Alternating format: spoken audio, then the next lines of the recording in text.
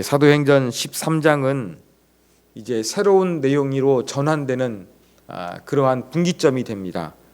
1장에서 12장까지는 12사도와 그 다음에 7 선출된 그러한 사람들의 사역을 기록했는데, 이제 13장부터는 바울과 그의 동역자들이 함께 이방인에게 복음을 증거하는 내용으로 이제 본격적인 소개가 이루어지기 때문에 그렇습니다. 이러한 13장 내용을 우리가 한번 살펴보도록 하겠습니다. 13장 1절에 보면 안디옥 교회에 선지자들과 교사들이 있으니 그랬습니다. 안디옥 교회의 핵심 이 사역을 감당하고 있는 사람들입니다. 5명을 소개합니다. 바나바, 여러분 잘 아시는 사람이죠. 그 다음 니게르라 하는 시몬. 시몬은 유대식 이름이고요, 니게르는 라틴식 이름입니다. 그런데 니게르는 라틴어로 얼굴빛이 검은이란 뜻이에요. 이거 볼 때에 아마 시몬은 북아프리카 출신의 흑인이지만 유대적인 배경을 가진 사람으로 보입니다. 그 다음에 구레네 사람 루기오. 구레네도 바로 아프리카 쪽입니다. 그 다음에 분봉왕 헤롯의 젖동생 마나엔. 헤롯의 젖동생이란 얘기는 무엇이겠습니까? 유대 귀족이라는 얘기예요. 자, 이렇게 볼 때에 5명을 보면 공통점이 별로 없습니다. 흑인도 있고 유대인도 있고, 그 다음에 사회적 지위가 높은 사람도 있고 다양했습니다. 바울이죠. 상당히 교육을 많이 받은 사람도 있습니다. 이들의 공통점은 단 한 가지, 예수 그리스도였습니다. 이렇게 다양한 출신과 또 성장 배경을 가진 사람들이 함께 이 안디옥에서 이 교회를 잘 섬기고 있었습니다. 어떻게 잘 섬겼느냐? 2절에 보면 주를 섬겨 금식할 때에 그랬습니다. 그들이 교회를 섬기면서 금식하고 있는 거예요. 우리는 이 금식이란 단어에 주목할 필요가 있습니다. 여러분, 예루살렘 교회에서는 금식했다는 이야기가 없어요. 베드로가 옥에 잡혔거나 박해가 일어났을 때에도 기도했다는 이야기는 있지만 금식했다는 그런 말은 없어요. 그런데 이 안디옥 교회에서는 어떠한 모습 보여주고 있습니까? 아무런 박해나 문제가 없었음에도 금식하고 있는 그러한 모습을 보여주고 있습니다. 이렇게 자발적으로 금식하며 기도할 때에 성령께서 말씀하십니다. 바나바와 바울 이 2사람을 따로 세우라는 것입니다. 하나님께서 하실 일이 있으니까 2사람을 따로 세우라, 그렇게 말씀하셨습니다. 다시 이들은 어떻게 합니까? 또 금식하고 기도하는 거예요. 그러면서 2사람에게 안수하여 하나님이 작정하신 이방인 선교를 위해서 바나바와 바울을 이제 파송하게 되는 것입니다. 자, 그래서 4절부터는 이제 바나바와 바울이 이 구브로 섬에서 전도하는 내용입니다. 여러분, 이렇게 지중해를 보시면 지중해 안에 섬이 하나 있습니다. 이게 바로 구브로 섬입니다. 이 구브로 섬은 바나바의 고향이기도 했습니다. 그래서 배를 타고 이 섬에 가서 이제 하나님 말씀을 전하는데, 5절에 보니까 어디를 먼저 갔습니까? 유대인의 회당에서 전할세 그랬습니다. 여기에서 사도 바울의 이 선교 전략이 나타나고 있는데, 먼저 어디를 찾아갔느냐? 유대인들의 회당에 찾아갔습니다. 회당이 있으면 그곳에 가서 먼저 거기에서 하나님 말씀을 전했다는 것이죠. 그리고 누가 언급되고 있느냐? 요한을 수행원으로 두었더라 그랬습니다. 요한은 마가라 하는 요한이에요. 이 사람은 누구였느냐? 이 예루살렘 교회에서 영적인 아지트 역할을 했던 마가의 집이 있습니다. 마가의 집, 바로 이 집의 아들이었습니다. 그 마리아가 뭐 상당히 잘 사는 넓은 집이었습니다만 그 집의 아들이 바로 요한이었습니다. 요한을 수행원으로 데려갔다. 뭐 안수하고 뭐 그런 건 하지 않은 거 보니까 이 어시스턴트 아니면 헬퍼로서 데려갔던 것으로 보입니다. 그래서 이제 섬을 지나서 바보라는 곳에 이르니까 거기에는 이 총독이 거하고 있었어요. 이 총독은 바로 서기오 바울이었는데 로마 그 황제가 임명하는 그러한 사람이었습니다. 근데 이 서기오 바울이 바예수라 하는 마술사를 데리고 있었어요. 여러분, 고대 로마의 이 관료들은 중요한 것을 결정할 때 실수하면 안 되잖아요. 도움을 얻기 위해 가지고 마술사나 이 점성가를 데리고 있는 경우가 많았습니다. 그 중에서 유대인 마술사가 로마 제국에서 뛰어난 사람으로서 그렇게 소문이 나 있었어요. 물론 이 성경에서는 마술을 금하고 있는데 유대인 중에서 이렇게 마술로 로마 전역에서 정평이 나 있던 것입니다. 바로 이 구브로라는 섬에 서기오 바울도 이러한 목적으로서 이 유대인 한 명을 두고 있었는데 그 사람이 누구냐? 바예수라 하는 사람이었습니다. 또 8절에 보니까 엘루마라고 그렇게 부르기도 하는데 이 사람을 데리고 있는 거예요. 근데 복음을 전해야 되는데 이 바예수 엘루마가 자꾸 총독으로 하여금 이 복음을 받아들이지 못하도록 방해를 하고 있는 겁니다. 그 이유가 무엇이냐?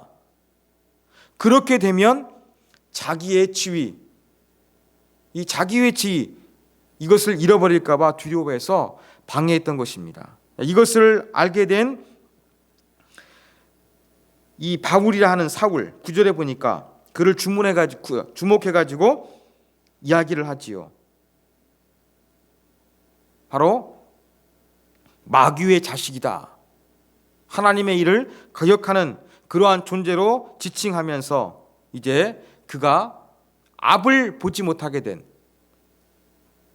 그 눈이 멀게 될 것을 이야기하고 실제적으로 그렇게 돼서 이 총독이 심히 놀라게 되는 그러한 일이 일어나게 되는 것입니다. 바예수가 이 총독을 도와가지고 어떠한 일을 결정할 것인가 잘 인도하고 가이드 해주는 사람이었는데 오히려 이제는 이 바예수가 눈이 멀어서 자기를 가이드할 사람을 의지하게 되는 그러한 신세로 바뀌게 되는 것입니다. 자, 이러한 내용 가운데서 이제 그 9절에 보면 바울이라 하는 사울이라고 하는 그러한 표현이 등장합니다. 우리는 바울이 익숙하지요.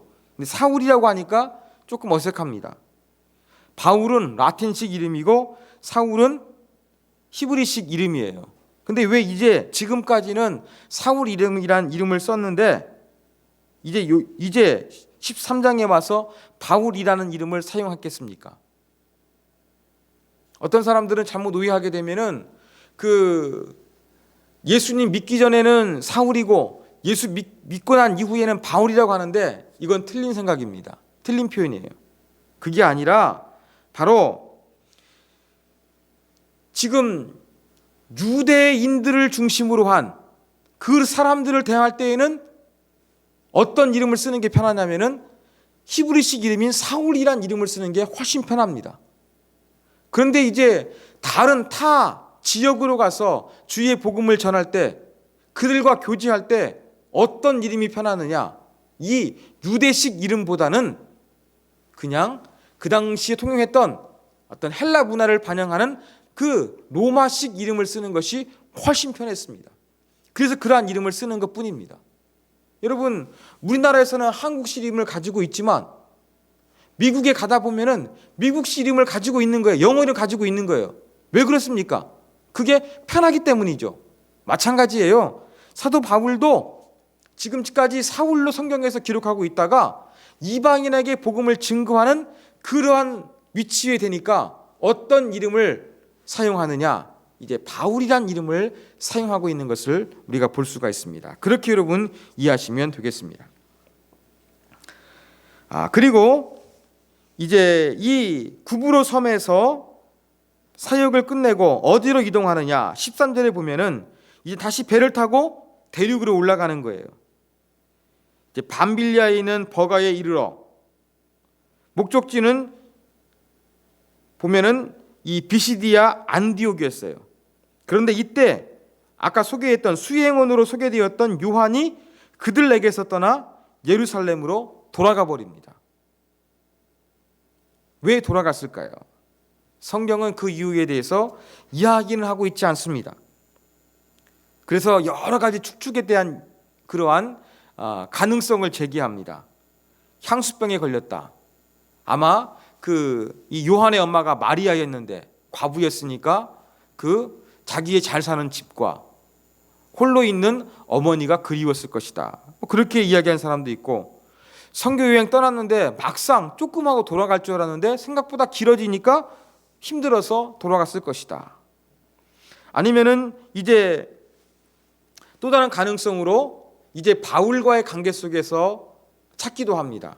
왜냐하면 여러분 파송 받을 때에는 2절에 보니까 바나바와 바울을 따로 세우라 그렇게 성령께서 말씀하셨어요. 그런데 13절에 보니까 이제 누구 이름이 먼저 나옵니까? 바울과 및 동행하는 사람들이 바울이 앞서는 거예요. 그리고 이 구브로 섬에서도 이야기하는 사람도 누구였느냐? 바울이 지금 나오고, 점점점 이 선교 사역의 중심이 바울이 부각되고 있는 거예요. 그러면서 이러한 모습을 보면서 요한은 불편했을 것이다. 그렇게 추정하기도 합니다. 왜냐하면 골로새서에 보면 이 마가라는 요한은 바나바의 생질이라 그럽니다. 사촌이란 얘기예요. 이 사촌이 바울에게 밀리는 것을 보면서 불쾌해서 돌아갔을 수도 있을 것이다. 그렇게 추정하기도 합니다. 뭐가 맞는지는 몰라요. 그렇지만 뭐가 참 뒤틀렸으니까 이 요한이 예루살렘으로 그냥 돌아가 버렸습니다. 안디옥으로 돌아간 것도 아니라, 수리아 안디옥으로 돌아간 것도 아니라 그냥 예루살렘으로 돌아가 버렸습니다. 이러한 내용이 있고, 자, 그렇지만 팀원 중에서 한 명이 이탈했지만 이 나머지 전도팀은 어떻게 했느냐? 버가에서 비시디아 안디옥에 도착했습니다. 자, 여전히 여기서도 안식일에 회당에 들어가 앉았다 그랬습니다. 안식일에 회당에 모임이 있으니까 여기에 참여했던 것입니다. 여기에서 사도 바울이 이제 그 설교할 기회를 얻게 되어 가지고 사람들한테 길게 설교한 내용이 비교적 자세하게 그렇게 설명이 되고 있습니다. 어떻게 이 바울이 설교할 기회를 얻었을까요? 그 당시에 우리가 회당에서 진행했던 예배를 조금 이해하면 이러한 그 배경을 조금 더 쉽게 이해할 수 있습니다. 자, 유대인들 예배는 첫 번째, 여러분 쉐마라는 거 아시죠? 이스라엘에 들으라 했던 이 쉐마, 신명기 6장 4절 말씀을 선포함으로써 회당 모임이 시작됩니다. 그 다음에 이제 유대인들은 정형화된 기도 패턴이 있었어요. 그 기도문을 암송을 합니다. 그리고 세 번째로 모세오경의 일부를 낭독합니다. 네 번째로 선지자의 글을 낭독합니다. 그리고 마지막으로 설교가 선포되었어요. 그런데 이것은 회당장이 다 하는 것이 아니라 그 중에서 할 사람을 갖다가 그렇게 자원해서 하나의 기회를 줬던 것입니다. 특히 랍비들로부터 잘 교육받은 사람들, 이러한 사람들이 앞에 나와서 이야기할 기회가 있었는데, 여러분 아시다시피 바울이 이 유명한 가말리엘의 제자 아니었습니까? 좋은 랍비에게 배웠기 때문에 바울이 그러한 기회를 얻기에는 아주 쉬웠습니다. 그래서 바울이 나아가서 이제 설교를 하게 되는 것입니다. 길게 좀 소개가 되고 있어요. 자, 그래서 바울의 설교는 세 부분입니다. 하나님께서 족장들을 선택하시고 또 다윗 선택한 이야기, 이스라엘 역사 개관을 이야기하지요. 여기서 중요한 것은 바로 무엇이냐면 주어가 하나님이에요. 하나님의 주권을 강조하고 있습니다. 두 번째로는 예수 그리스도의 십자가와 부활을 이야기하지요. 그리고 마지막 설교의 결론이자 적용으로 예수님을 믿어야 한다는 그러한 이제 복음에 대한 결단을 내리도록 그러한 내용이 바울의 설교 가운데는 기록되어져 있습니다. 자, 이러한 설교를 듣고 나니까 42절에 보니까 결과가 어떠했습니까? 이 회당 모임이 끝나고 나갈 때 사람들이 다음 안식일에도 당신이 이와 관련된 말씀을 증거해 달라, 그렇게 막 사람들이 이야기하는 거예요. 그리고 유대인과 유대교에 입교한 경건한 사람들이, 이방인들이죠, 이러한 사람들이 바울과 바나바를 따르는 거예요. 예수를 믿게 된 거예요.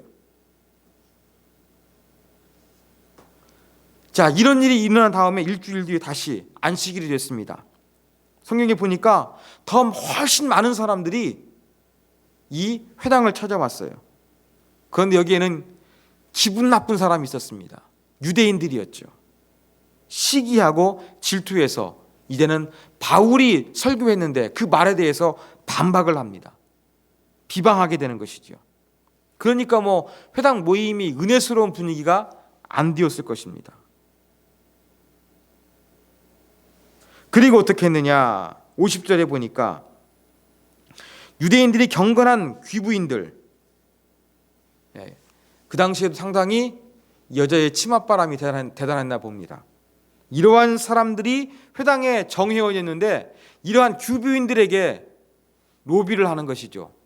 아마 남편이 이 비시디아 안디옥에서 고위 관료나 영향력 있는 유지 역할을 감당하는 사람들이 것이 분명하니까 이러한 남편들에게 압력을 넣어가지고 이 바울과 바나바를 박해하게 해서 쫓아버리게 되는 것입니다. 그리고 바울과 바나바는 너희가 이제 회당에 와서 내가 먼저 1차적으로 복음을 증거했는데 너희들이 거부하니까 나는 이방인들에게로 가겠다라고 하면서 먼지를 털어버리고 나가는 내용이 바로 오늘 사도행전 13장의 내용이라고 할 수 있습니다. 자, 이제 우리가 이 가운데 배울 수 있는 우리가 교훈점을 한번 살펴보도록 하겠습니다. 첫 번째 교훈입니다. 여러분, 우리는 안디옥 교회의 모습을 본받아야 되겠습니다. 어떠한 것을 본받아야 되겠습니까? 아까 말씀드린 것처럼 안디옥 교회는 이 5명의 다양한 인종적인 배경, 또 사회적 지위를 가지고 있었습니다. 이 각양각색의 성도라 할지라도 안디옥 교회는 복음으로 하나가 되었던 거예요. 이 복음으로 하나 된 것, 우리가 개성이 다르고 우리의 취향이 다르고 우리의 어떤 경제적인 수준이 다른다 할지라도 그 복음으로서 하나 되는 교회의 모습을 우리가 본받아야 되겠습니다. 또 어떠한 모습입니까? 기도하는 모습을 우리가 본받아야 되겠어요. 아까 말씀드린 것처럼 예루살렘 교회는 핍박 가운데도 이 베드로가 옥에 갇혔어도 금식했다는 말이 없는데 이 안디옥 교회는 문제가 없어도 금식하면서 하나님께 기도했습니다. 이러한 기도하는 이 교회의 모습을 우리가 본받아야 되겠습니다. 그리고 하나님께서 세우라 그랬습니다. 세웠어요. 그럼에도 그 가운데도 여전히 금식하고 기도하는 그러한 모습을 보여주고 있어요. 저도 말씀을 준비할 때 우리 세움교회가 무엇을 해야 될 것인가, 기도에 대한 도전이 있습니다. 제가 한번 기도에 대해서 몇 주 전에 한번 설교했습니다만, 우리가 복음을 위해서 우리 힘으로 하지 않고 할 수 있는 것이 무엇이냐? 기도하는 것밖에 없더라고요. 기도하자 그랬습니다. 제가 또 이제 다른 설교 하나를 기획하고 있었는데 곰곰이 생각해 보니까 제가 기도하려고, 이 기도에 대한 설교를 하려고 제가 이렇게 준비하고 있었습니다. 근데 오늘도 딱 본문을 보니까 이 기도에 대한 것이 나오고 있는 거예요. 제가 볼 때는 맞다, 우리 세움교회에도 하나님께서 기도하라는 그러한 사인이다, 그런 생각이 들어갑니다. 여러분, 이 안디옥 교회가 기도했던 것처럼 우리도 간절히 기도하기를 원합니다. 이러한 기도가 반드시 우리 교회 가운데 필요한 것 같아요. 또 안디옥 교회의 어떤 모습이 좋습니까? 이 소중한 사람들을 파송하며 하나님 말씀에 순종하는 모습에 우리가 본받을 필요성이 있습니다. 여러분 5명의 그 선교사와 교사를 이야기하고 있는데 그 중에서 핵심이 누구겠습니까? 바나바와 바울이었어요. 예루살렘 교회를 파송받은 사람. 이 두 사람이에요. 그런데 이 두 사람을 성령께서 택하셨고 또 안디옥 교회 성도들은 여기에 순종해가지고 그들을 떠나보내고 있는 거예요.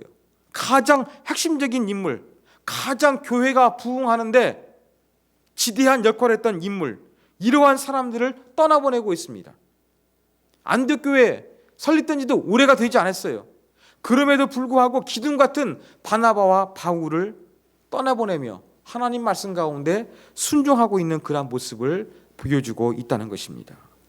이 안디옥 교회가 하나님 말씀에 순종하고 기도하고 복음으로 각양각색의 사람들이 하나가 됐는데 이러한 안디옥 교회의 모습을 본받아 우리 교회도 아름다운 교회가 되기 위해서 우리가 사모하고 기도해야 되겠습니다. 자, 두 번째 교훈입니다. 여러분 복음은요 가난과 기쁨, 복음은 기쁨과 고난도 함께 동전의 앞뒷면처럼 그렇게 붙어 있다는 것을 우리가 기억할 필요성이 있습니다. 우리 교회도 조금 계속 사람들이 찾아오다가 사람들이 찾아오는 거 보면은 어떻게 파도에 비유하면은 밀물이 들어온 것처럼 그런 생각이 들어져요. 요즘 보면은 조금 약간 제 느낌으로는 썰물이지 않느냐 그런 생각이 들어가요. 여러분 이렇게 뭔가 밀물도 있고 썰물도 있습니다. 이 초대교회 사도행전에 나타난 이 초대교회 모습도 보더라도 그러한 부분이 있는 거예요. 복음을 증거하면서 기쁨이 있는 거예요. 기쁨이 있어요. 그렇지만 또한 뭐가 있습니까? 박해가 있는 거예요. 이 비시디의 안디옥에서 바울과 바나바가 복음을 증거했습니다. 제자들에게는 기쁨과 성령이 충만했어요. 그렇지만 이 바나바와 바울은 비시디의 안디옥을 떠나야만 했습니다. 박해를 받는 거예요. 여러분 이렇게 교회가 성장하고 있지만 늘 좋은 일만 일어나는 것이 아니라 기쁨도 있지만 고난도 함께 있는 겁니다. 고난만 있습니까? 그게 아니라 문제도 함께 있었습니다. 어떤 문제입니까? 이 요한이란 사람이 이 헬퍼로 따라왔다가 에이 나는 돌아갈래 라고 하면서 수리아 안디옥으로 돌아간 것도 아니라 예루살렘으로 그냥 완전히 돌아가 버렸습니다. 이러한 문제를 가지고 있는 거예요. 여러분 공동체 안에는 이러한 문제, 이러한 고난이 있는 걸 당연하게 여겨야 됩니다. 그런데 우리 인간은 어떤 마음이 있느냐? 교회가 부흥하고 잘 되면 아무런 문제가 없고 모든 것이 완벽하게 된 그러한 꿈을 꿉니다. 이게 아니라는 거죠.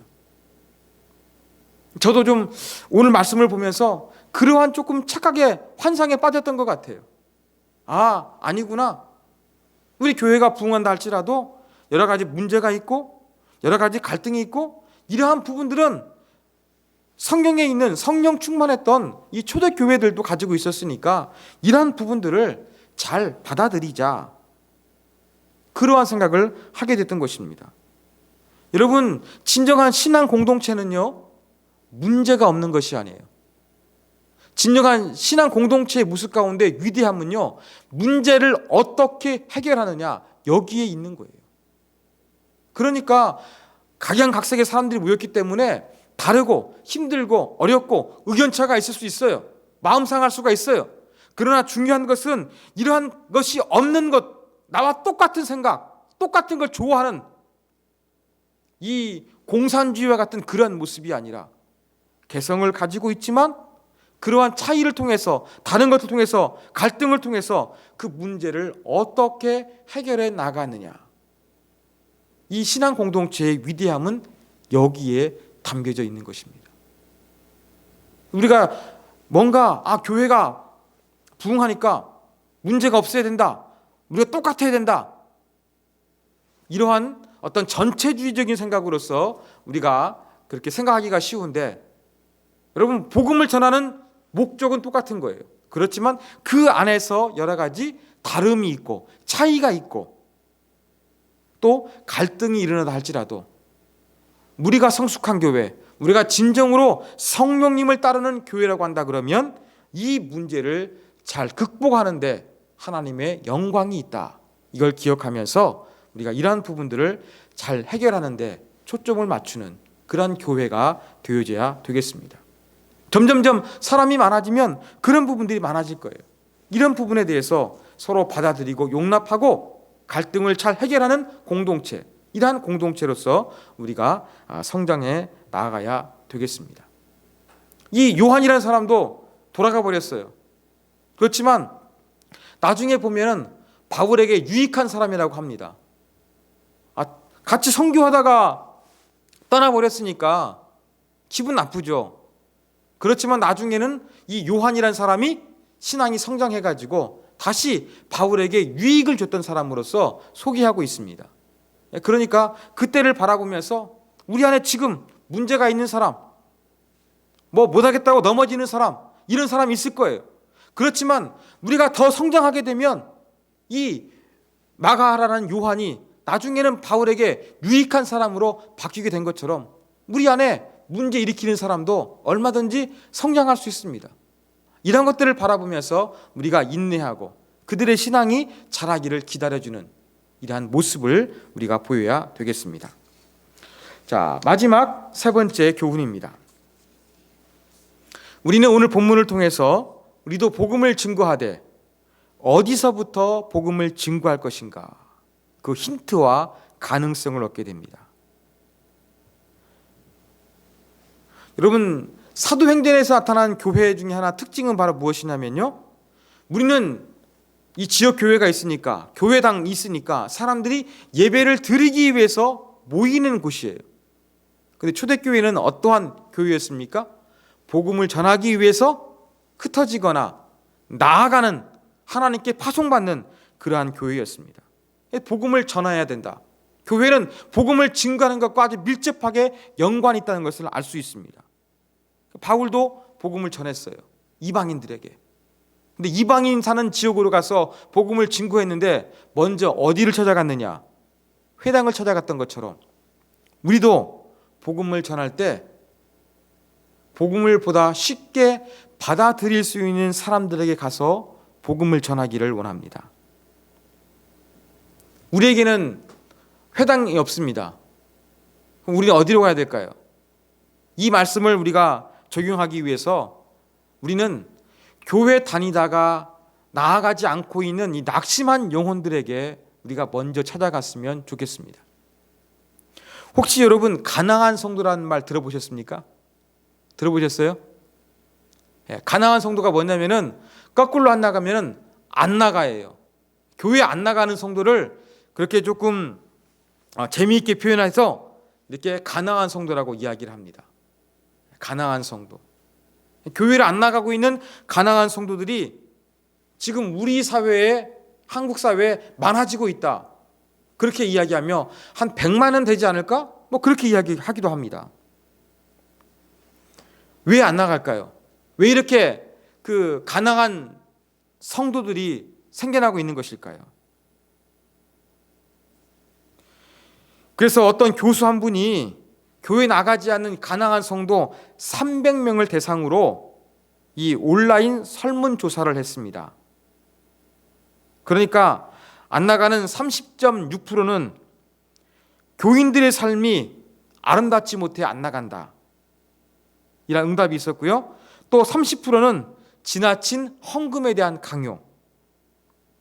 그 다음 세 번째 높은 것이 26.5%로 이 담임 목사의 독단적인 부분.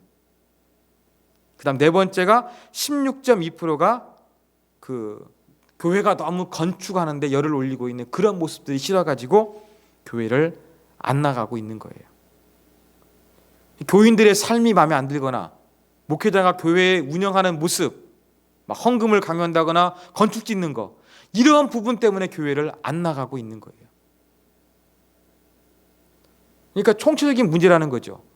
성도들은 신앙과 이 거룩한 삶이 분리가 되어 있고 목회자는 자꾸 교회의 본질에 대한 모습을 가지고 추구하기보다는 어떤 자기의 마음대로 리더십을 발휘하거나 어떤 물질이나 교회 건물을 사기 위한 여기에 목적을 두다가 교회를 떠난 사람들이 많다는 것을 이 데이터는 보여주고 있습니다. 그래도 희망적인 것은 가난한 성도들 중에서 3분의 2 정도는 다시 교회를 나아가기를 원한다는 거예요. 그러면 어떤 교회를 선택할래? 이렇게 물어보니까 중복했습니다만 제일 많이 나오는 그러한 자기가 다니고 싶은 교회가 어떤 모습이었느냐? 올바른 목회자가 있는 교회. 이게 제일 많이 나왔습니다. 그 다음 공동체성이 있는 교회. 이게 두 번째예요. 세 번째 건강한 교회. 이게 세 번째예요. 그 다음에 이제 이건 조금 네 번째는 좀 그렇습니다만 부담 없는 교회, 편안한 교회. 이건 숨어 지내겠다는 것이죠. 이런 사람도 있습니다. 그렇지만 더 많은 사람들은 목회자가 올바른데, 그리고 공동체가 있는 교회, 건강한 교회, 이런 교회에 가고 싶다는 거예요. 의외로 신앙을 중요시하는 교회, 봉사, 선교를 중요시하는 교회, 성경 공부, 기도 중요시하는 교회, 이것은 순위가 낮아요. 이제 이런 건 다 많이 하거든요. 문제는 뭐예요? 교회가 어떠한 모습으로 드러나느냐, 이게 중요하게 됐다는 것입니다. 저도 신원당에서 밥을 먹다가 교회 안 나간 분을 만났어요.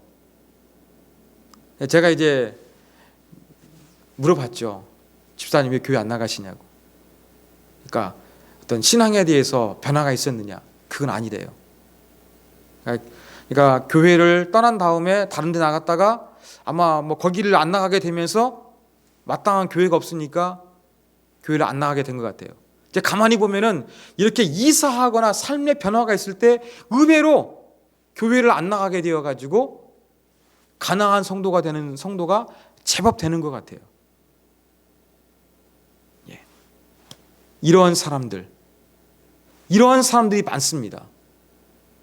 이러한 사람들에게 먼저 우리가 찾아가야 되지 않을까 생각이 되어져요. 불신자에게 전도하는 거 정말 힘들고 어렵지 않습니까? 이러한 사람들 보면서 우리도 힌트를 얻어서 가난한 성도가 한국 사회에 많아졌다고 하니까 이 데이터를 통해서 알 수 있는 것은 그들이 교회를 다시는 나가고 싶은 거예요. 3분의 2 이상은 안 나가고 있거든요. 이러한 사람들에게 우리가 기도하면서 다시 그들이 신앙을 회복할 수 있도록 도와주는 그러한 부분에 우리가 조금 더 집중해야 되지 않을까 생각이 되어집니다.